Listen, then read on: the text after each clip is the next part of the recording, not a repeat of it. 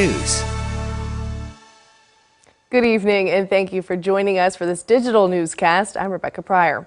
Cases of sexually transmitted diseases are rising sharply in Woodbury County. The reasoning behind this spike and what STDs are spreading in our top story.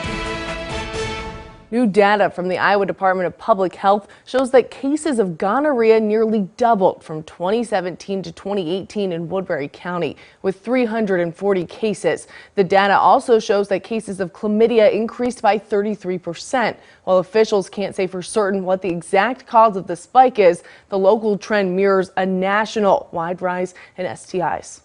Cases have been rising the last couple of years, but again, they are rising not just in Sioux City, not just in Woodbury County, but statewide and nationwide as well. So this is an ongoing issue for not just us, but everywhere. The CDC reports factors driving the nationwide increase in STDs include decreased condom use and budget cuts to STD programs at the state and local levels. Just weeks after the U.S. Food and Drug Administration raised the minimum age to purchase tobacco products from 18 to 21 years old, officials are continuing to double down on vaping products. Those fruity flavored e-cigarette cartridges are about to be a thing of the past. The U.S. Department of Health and Human Services announced a new policy prohibiting the sale of the products. Under the FDA rule, vape companies will only be allowed to sell 2 flavors of vaping cartridges. Those are tobacco and methanol. They will have 30 days to stop manufacturing, distributing, and selling other flavored cartridges. Nebraska educators are pushing for reforms in disciplinary rules involving violent students. Thursday, more than 24 teachers and the president of the Nebraska State Education Association spoke out about incidents where student behavior threatened the safety of staff and students. Teachers sharing responses from an anonymous survey that shows there's a growing problem of in-school violence. I have been hit, kicked, spit on, bitten, choked, and punched, physically assaulted, screamed at, cussed at, scratched, hit, grabbed inappropriately, and so on. Routinely, more times than I can count. Some of those testimonies hard to hear. The NSEA will be working with lawmakers to pass legislation to address the issue. The bill will allow teachers to remove a student from a classroom after repeat incidents of disruption. It outlines the teacher's right to physically intervene when a student becomes violent and is a danger to themselves or others. However, several groups have expressed their concern over the bill, particularly that it would allow teachers to restrain students. Debate for the bill is scheduled for January 13th. Workers at a Sioux City restaurant are back to work after the business closed for about 2 months. Rebo's on historic 4th Street now has a new ownership structure. Longtime owner Brian Rees is now partnering with Jesus Sanchez, who owns Key Club. The restaurant has also hired a new general manager and a new chef. The GM says the main reason Rebo's is open is because of the high demand from Sioux City diners. So many people even reached out before, just in the anticipation of it reopening. Facebook messages and that, just thousands of responses. And honestly, just since we've opened the doors, just warm welcome. Everyone's just so happy that it's back open. While diners can expect much of the same menu, there will be changes. The space is being divided with a new business set to open. Rebo's also is adding live music to its mix.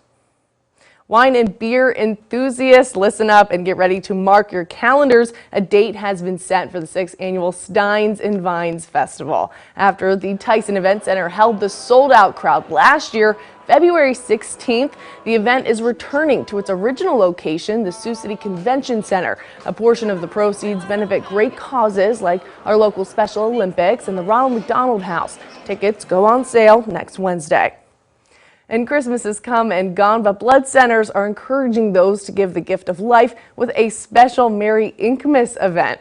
Looking for a way to bring in donors in the new year, the blood drive is a way to remind people with tattoos that their ink shouldn't stop them from donating blood, as long as it's done professionally. The LifeServe Blood Center in Sioux City teamed up with a tooth and claw tattoo shop for the blood drive, hoping to spread the message. You hear a lot of time people will come up to us and say, I'd be a blood donor, but I have tattoos, or I'm going to get a tattoo.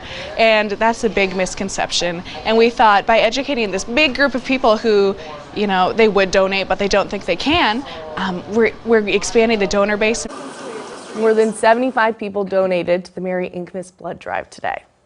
Now, Joe, my meteorologist Caitlin Lord, almost felt like Christmas time yesterday. We finally had that white Christmas we've been waiting for, some snow out there, but today a lot of that cleared up. It's starting to warm up. Yeah, you know, we are seeing warmer temperatures return to the area again. I feel like this is just going to be how this is going to go. We're going to see warm temperatures, cold temperatures, a little bit of snow, a little bit of rain.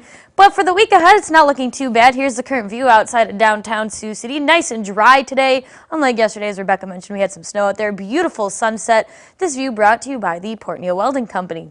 Temperature is still not too bad out there at 38 degrees in Sioux City, 34 in Lamar. It's a little bit cooler in Cherokee and Storm Lake at 32 out there, and 35 right now in Wayne.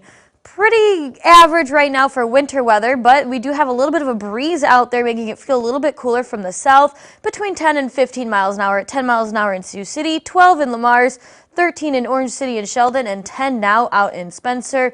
We are going to continue to see these breezy conditions through the night and tomorrow. So with that, the National Weather Service has issued a wind advisory, a wind warning across the area out there. This wind advisory is in effect from now until tomorrow at 3 o'clock in the afternoon, and we could see some extreme wind gusts out there as high as 40 and 50 miles an hour through tonight and tomorrow. Satellite radar imagery shows we were on the sunny side today, but we started to see some clouds move into the area. Don't worry though, those clouds are going to have breaks in them, making way for partly cloudy skies. Now, as we take a look at the stormcast, clouds moving in overnight right around 2 a.m., but as you can see, right by 7 a.m. tomorrow morning, those clouds are going to clear out of the way, making way for lots of sunshine tomorrow. But as I mentioned, we do have that wind advisory until about 3 o'clock tomorrow afternoon, so keep this in mind. Again, those winds tomorrow are going to be between 20 and 25 miles an hour with gusts as high as 40 and 50 miles an hour at times. Then as we head into Sunday night, we are going to see clouds return, making way for mostly cloudy skies as we head into Monday, with those clouds clearing up late Monday evening with more winds on the way. Tonight we're going to cool off with a low of 34, cool and breezy out there. Tomorrow, lots of sunshine coming our way, high of 40, but those winds sticking around. Here's a quick look at your 9-on-9 forecast going into the upcoming week. 40 tomorrow and windy, then temperatures for the week ahead into the 30s and 20s. A chance for some morning rain on Thursday, but again, that's only in the morning hours and will dry out as we head into the weekend. And we could see a wintry mix return by next Monday with a high of 35.